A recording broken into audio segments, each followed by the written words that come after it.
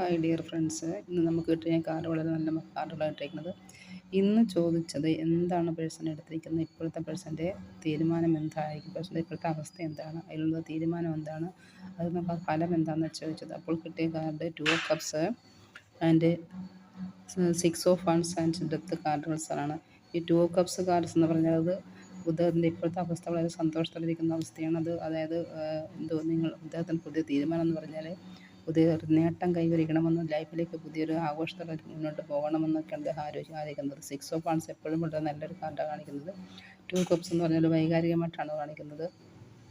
അപ്പം അതിൻ്റെ ഫലമായിട്ട് എന്താ കിട്ടുന്നത് വെച്ചാൽ അതിൻ്റെ ഫലമായിട്ട് വരുന്നത് ഡെത്ത് കാർഡാണ്. ഡെത്ത് കാർഡ് എന്ന് പറഞ്ഞാൽ അതൊരു ഇപ്പോഴത്തെ സർക്കിൾ, അതായത് ഇപ്പോൾ പോയിക്കൊണ്ടിരിക്കുന്ന സർക്കിൾ അത് അവസാനിക്കുമെന്നും പുതിയൊരു ലൈഫിലേക്ക് പോകുന്നതാണ്. ഈ ഡെത്ത് കാർഡ് എപ്പോഴും പോസിറ്റീവിനെ കാണിക്കുന്ന കാർഡാണ്, നെഗറ്റീവ് അല്ല ഈ കാർഡ്.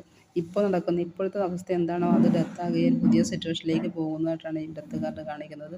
അപ്പോൾ നമുക്ക് എന്തുകൊണ്ടും സന്തോഷിക്കാവുന്നത്, അതായത് ഓരോ വ്യക്തിക്കും നിങ്ങൾക്ക് ഇപ്പം എൻ്റെ വ്യൂവേഴ്സിനെ ഇത് കാണുന്ന ഓരോ വ്യൂവേഴ്സിനും അവർക്ക് സന്തോഷിക്കാവുന്നതാണ്. പക്ഷേ അത് നിങ്ങളത് ക്ലെയിം ചെയ്യുകയും അതിനായി നിങ്ങൾ യൂണിവേഴ്സിനോട് പ്രാർത്ഥിക്കുകയും ചെയ്യണം.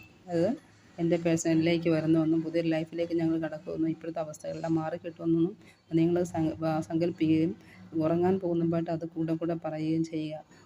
കുറഞ്ഞൊരു 7 പ്രാവശ്യങ്ങളും പറഞ്ഞിട്ട് വേണം കിടന്നുറങ്ങാനായിട്ട്.